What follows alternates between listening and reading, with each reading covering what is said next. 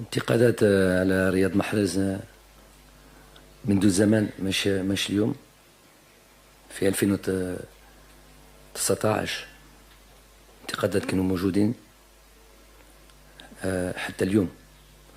أنا من الشغل بالصحفيين ولا محللين، مش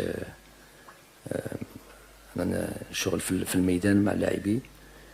ورياض محرز هو أبطال أوروبا،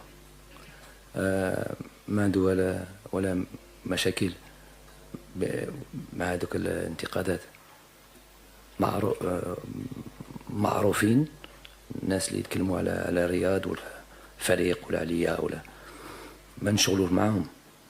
احنا نركزوا على الفريق، على المباراة، على الشغل اللي تاع كل يوم في الميدان بس.